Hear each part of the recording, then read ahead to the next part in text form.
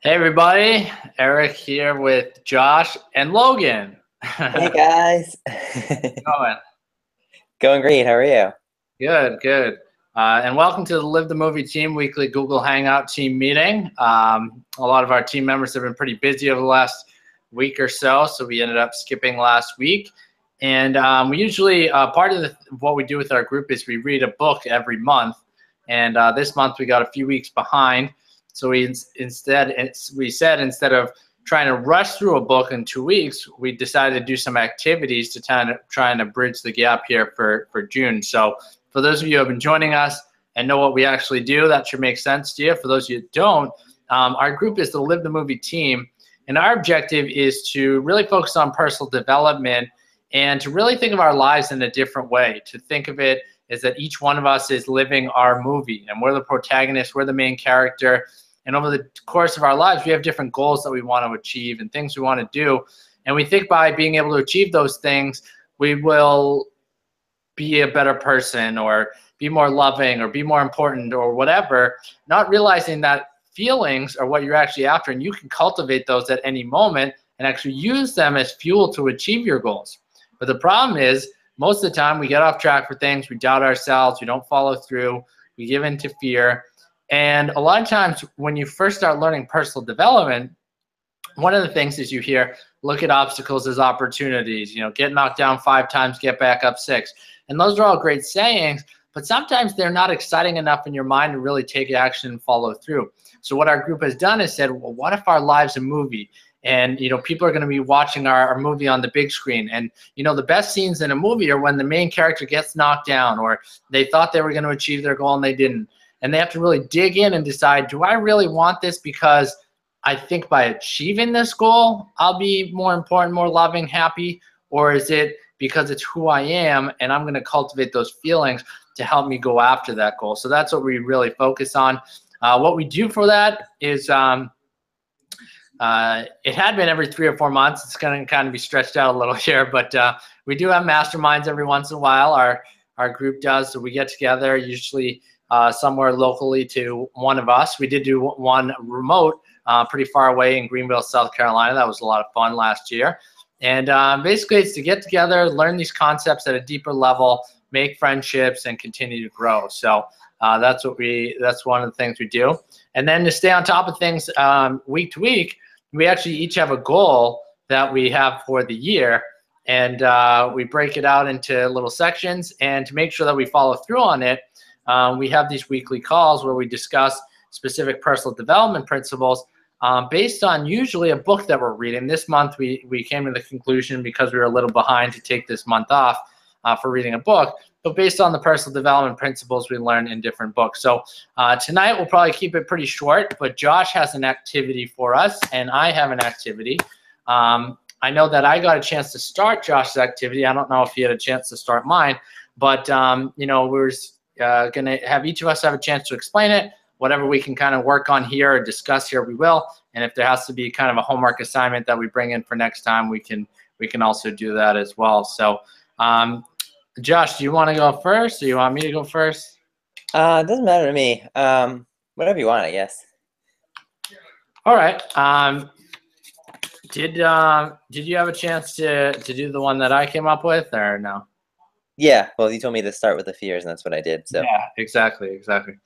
So I actually this activity that I heard was actually by Tim Ferriss, and it was actually a TED Talk that he gave. So Tim Ferriss is the author of the 4-Hour Workweek.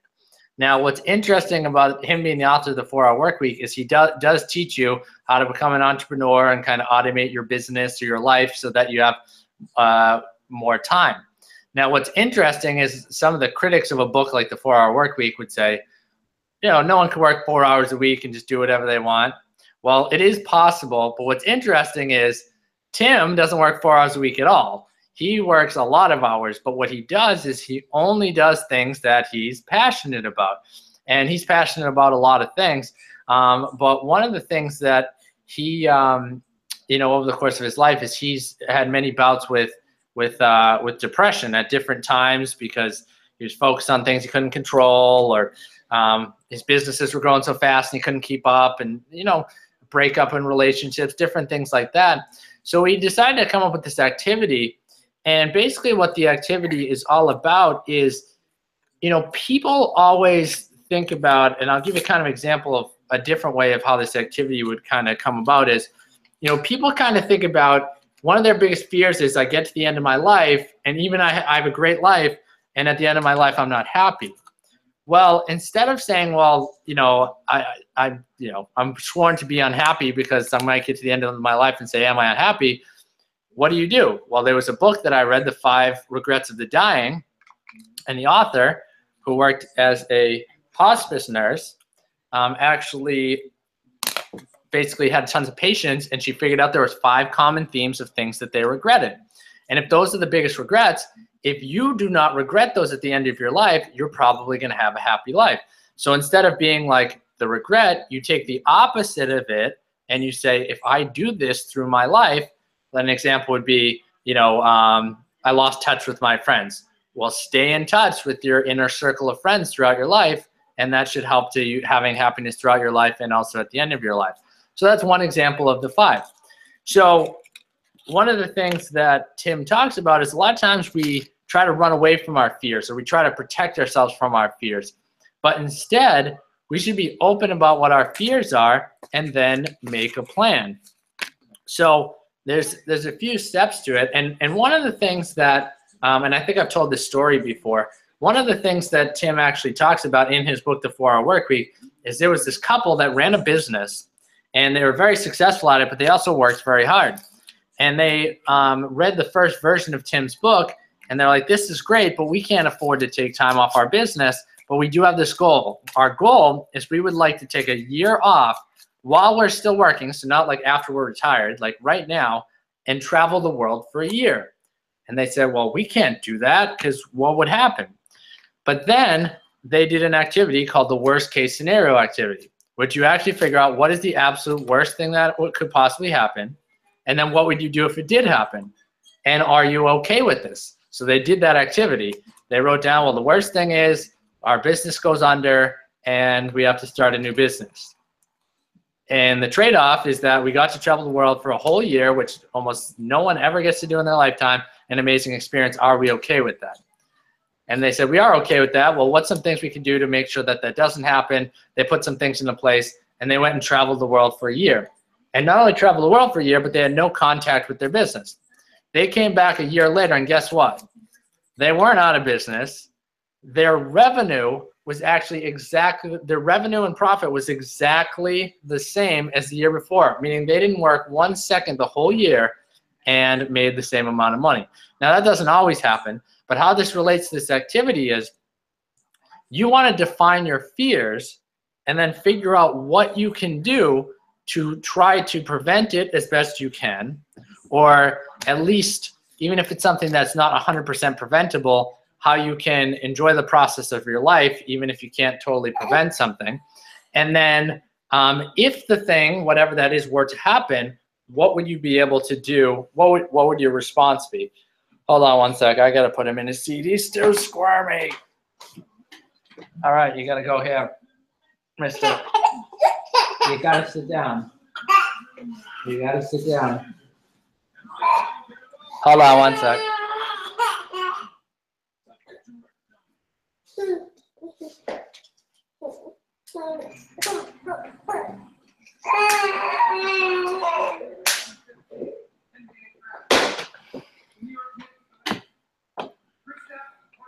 All right, sorry about that. It's a little wild man wants to all the time.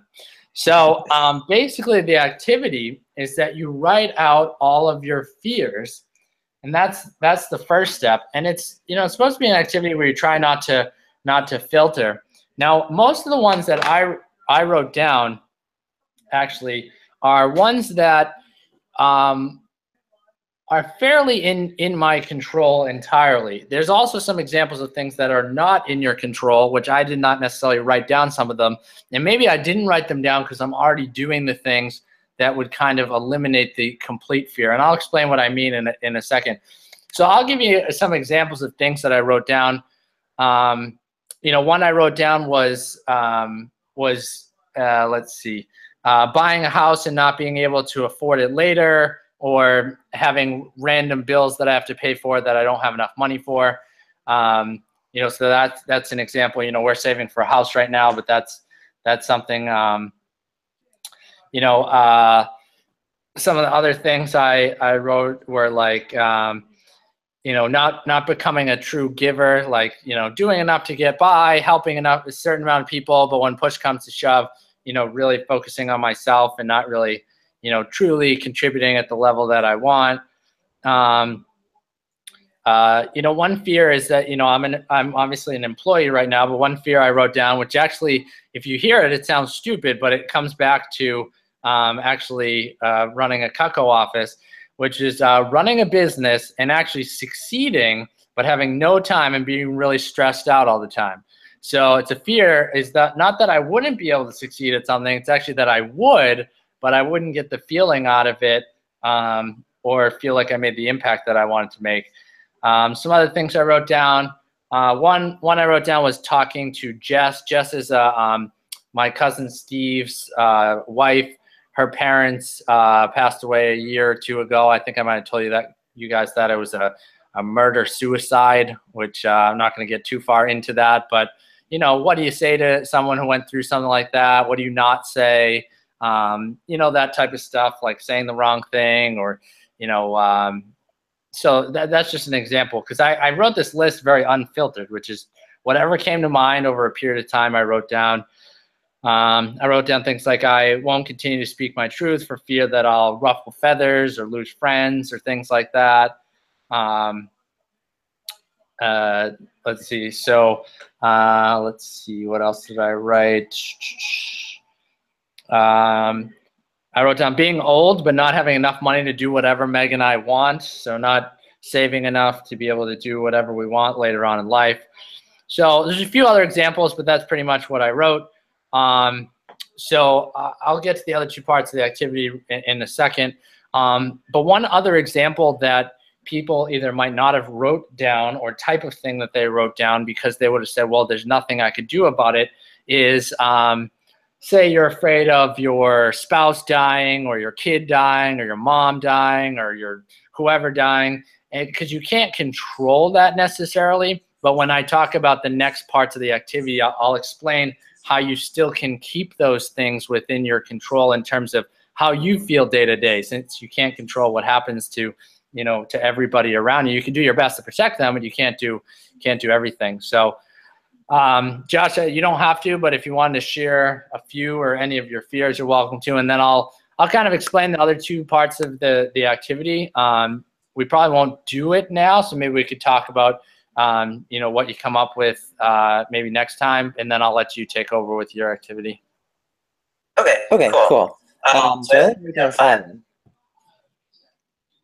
Was that coming or something like that? Oh, maybe it's okay. Never mind. Anyways, so the ones that I wrote down, wouldn't get a job that fulfills me. I wrote down that I wouldn't end up married for some reason. Oh, I think because, I don't know, maybe it's because I have starting relationships. Have enough money to raise a family. The other ones, I don't impress the people that I love and that care the most about me. So that move's going to fall through. What was the last thing? That my move to Tennessee is going to fall through. Yeah. All right. Those are some good examples. And those are good. Being honest with yourself sets you up to actually make a difference, because you can't really, you can't really overcome something unless you're willing to be honest about what's going on or what you're feeling.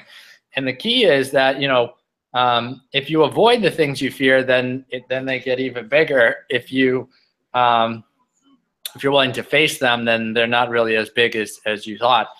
So the second part of the activity is, what are the things that are in your control that you can do, to mitigate some of those things that happen. And some of them are things that you can do, and some of them are, focuses, or which I guess is still something you do, but a focus. So what are some of the things you could do to mitigate those things? So like some of the examples of what I'm talking about, you know, when it comes to my cousin's wife there, I could write her a letter explaining how I'm feeling and asking like how she likes to people to interact with her now that, you know, she's in this situation. You know, being old and not having the money to do what you want, just make saving a priority. Make saving a priority, maximize retirement accounts, and do the best to balance living for today, but also saving for tomorrow. And I'm actually doing a pretty good job with that. So even though that still is a fear of mine, I'm doing pretty good with that. Buying a house and not being able to afford it later, or random miscellaneous bills. I think the key to that is twofold. Saving more than enough to be able to afford the house that we want, and then also having money set aside for those extra bills or if something goes wrong. So, you know, they call it an emergency fund, but also having a full emergency fund plus the money for the house, so that you're really just focused on the house and on living in the house rather than the house, the bills, the mortgage, all that stuff. You know, running a business and succeeding but not having the time, being all stressed out. You know, that really comes down to, if I were to full-fledged run a business again, it would have to be the right opportunity, set up the right way where it's not just me, or, you know, continuing other opportunities in network marketing where, you know, being a sales rep or a leader of a team, but I'm not the owner of the business. I don't got to keep track of the products and who gets paid and all that stuff. So that's another way to be able to still have some of the benefits of a business without actually having a business. You know, not fully making a difference in my career was actually one that I wrote down. That's really focusing on where are my strengths and just doing the best I can. I can't control how other people feel about whether I made a difference or not, but it comes down to focusing on the right things. That I don't become a true giver. Again, really, it comes down to just being yourself and giving when you have the opportunity, when you have the instinct to, hey, I should give some money. Hey, I should go volunteer here. Hey, I should start this charity. When you really have an instinct that there's something you should do, then you just go for it rather than holding back and just focusing on yourself. And that I won't continue to speak my truth and for fear of what people think. It just comes back to kind of what our group does, continuing to learn, continuing to focus on the right things, continuing to take action, surround yourself with people that, you know, reinforce what you're doing. So those are some of the things I can do. So that's kind of step number 2. I said I wasn't going to go through the whole activity, but I wanted to give some examples. The third part of the activity, though, is what if what you fear actually happens, you know, then what do you do? So that's the third part of it. Now, I'm not going to go through all examples of the third part. I just want to reiterate the one example I said with before and kind of talk about part 2. So what I'm talking about is, let's say something where you're fearing someone passing away or something like that. Now, obviously, you can't control that. Obviously, you can do your best to protect your friends and family. But again, you know, no one's immune from everything that happens out there. So the way that you are able to have that not cause you stress every second of every day, the number one way, of course, is to have faith, right? Is to have faith in your religion, in spirituality, in the universe, that everything happens for a reason and that we're guided and that, you know, that there's a journey that we're all on. If you truly believe that, then, you know, there shouldn't be as much stress about those things. The second piece of the puzzle, though, is that you not only have to have faith, but you need to look at life in a certain way. And it was actually Albert Einstein that said, he said there's only 2 ways to live life.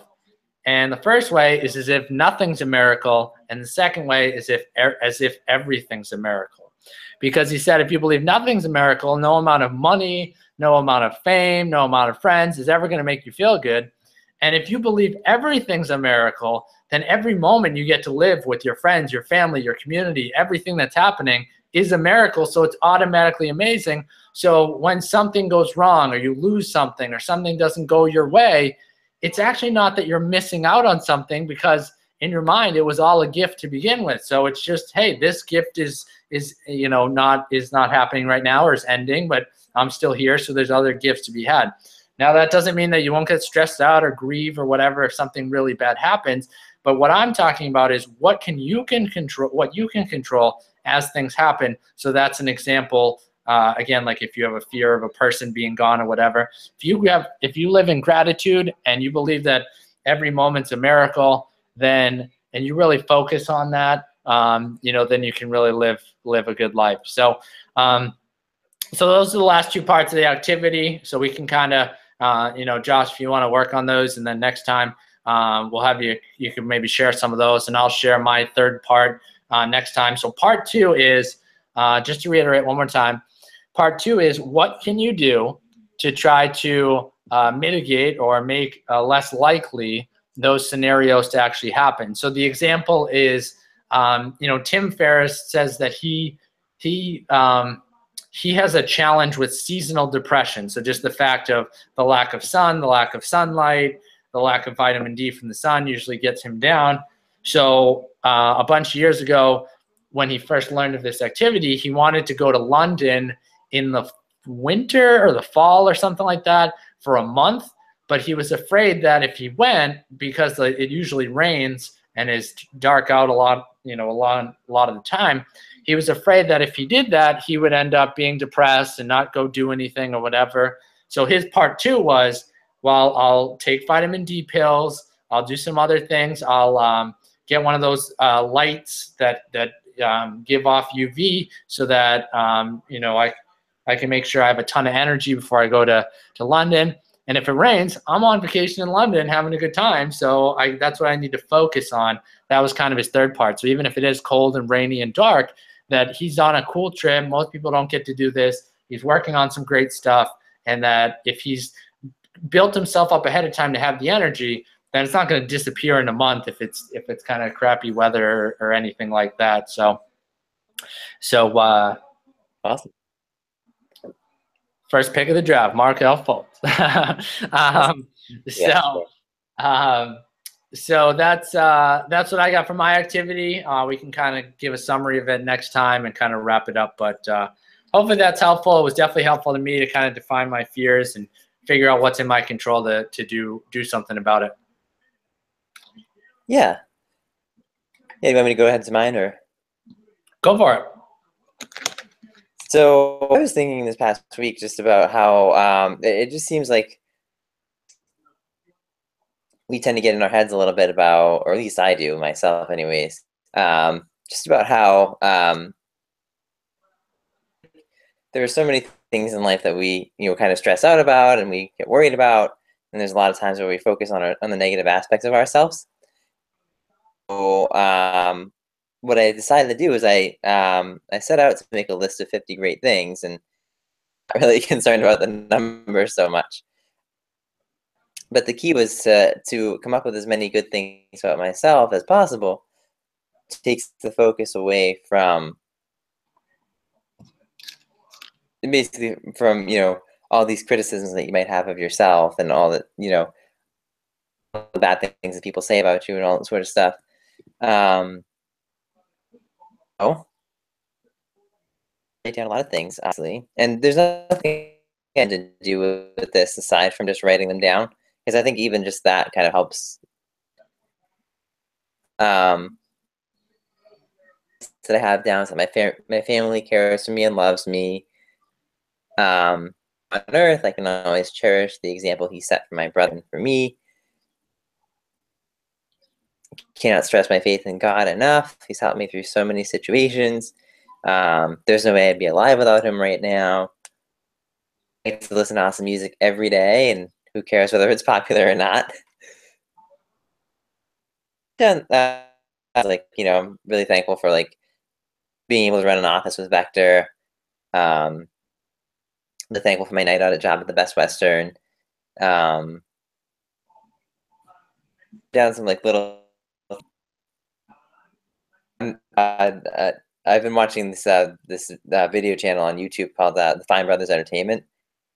Videos with people just viral trends and stuff like that, and it's kind of funny to see all the people like cross kind of like react to things on the internet, and then not to laugh challenges, which they just show like a series of funny videos.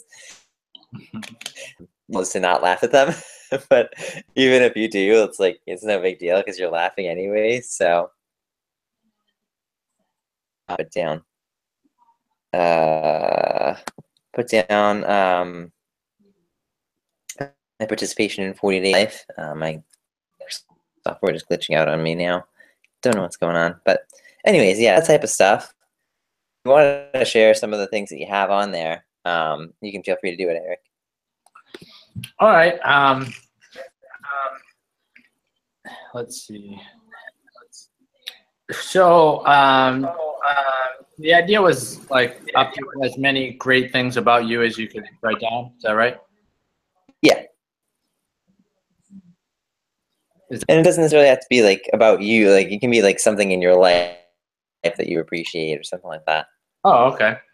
So I kind of wrote wrote down things that are great about me, which is actually pretty difficult and actually a cool activity because just like you were talking about, Josh, how we talk about, you know, the goals that we didn't hit or what other people said about us or whatever.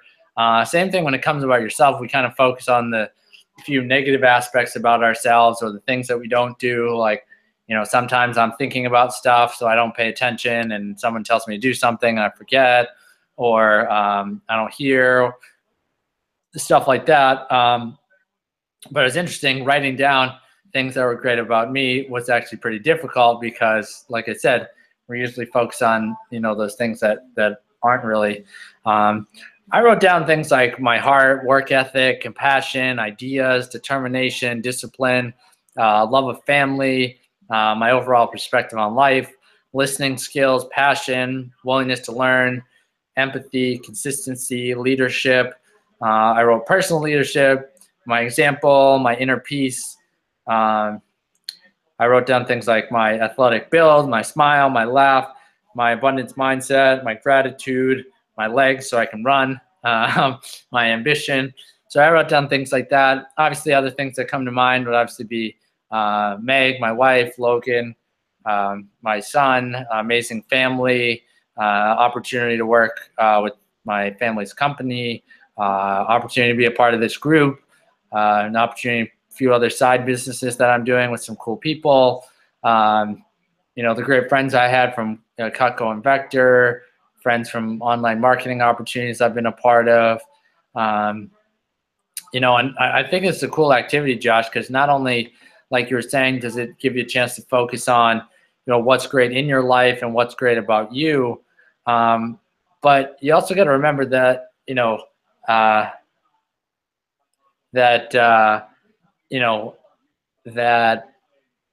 all those different things you were a part of, you added to them. You know what I mean? Like they wouldn't be the same without you. So, oh, anyone could have done this or done that. Well, not really, because what you loved about it was not just the thing, but it was also the people.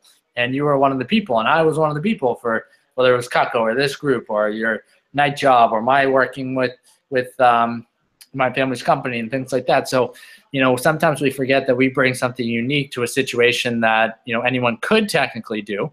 But, you know, so I think it's very eye-opening, this type of thing. And I think most of us are pretty bad at this. We seem to criticize ourselves way too much until we really focus on it.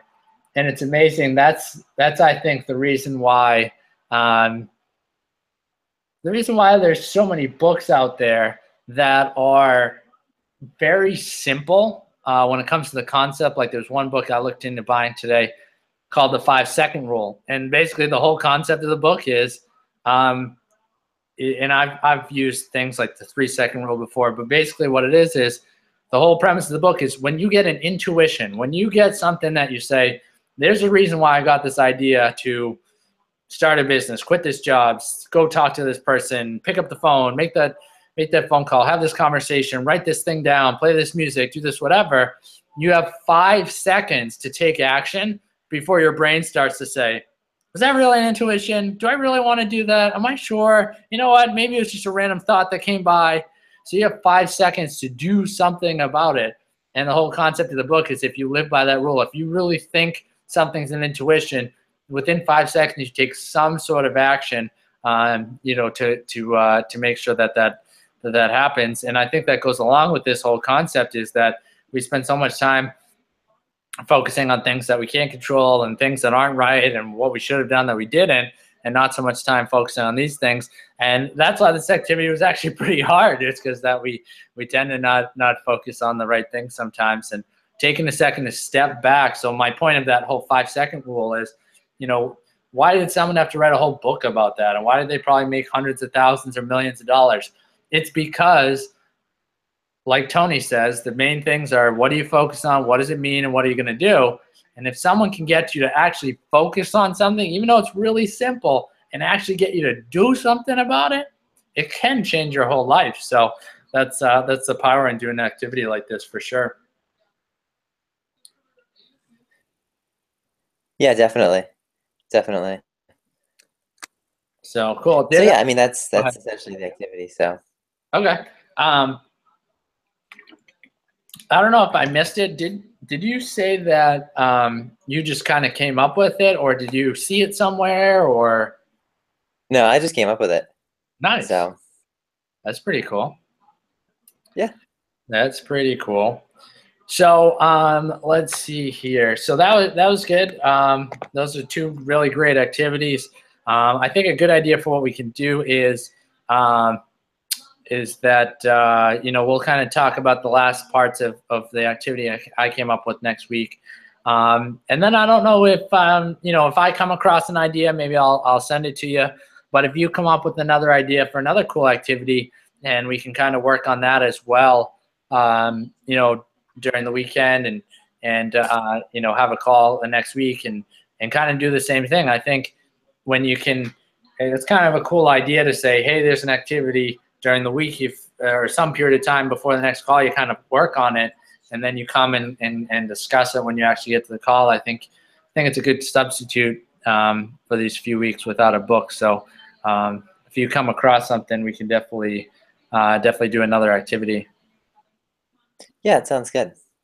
So cool. Anything else you got that you want to share with the group? I think I'm all set for now. Cool. Well, I think it was a short call, but I think these 2 activities had a lot of impact, definitely for me, and hopefully for you, Josh, and the audience as well. So so that works. So what we'll do is tentatively we can try to have a call for Monday. We can see if Mal's going to be around yet or not, and otherwise we can see if you know, if Monday just works for us, if there's another time we want to do. So you think Monday works for you right now, or should we do a different time? Monday works for me for now. So all right, yeah, we'll check in with Mal and see what she has going on. So cool. All right, man. Well, I will let you go, and hopefully you guys watching the replay enjoyed these activities. Definitely finish up my activity. It's very powerful. When you face your fears with action, then you don't have to worry about, you know, A, are these things going to happen? Because I'm going to focus on what I can do to mitigate those things from happening. And B, if they do happen, since we're focused on the right thing, we can be in the right mindset to overcome and move forward and not give up on our goals and dreams and aspirations. So I think that's important. So go out there, guys, live the movie. We'll see you next week. Thanks for that activity, Josh. That was really awesome. And have a great weekend. Live the movie, guys. All right. See ya.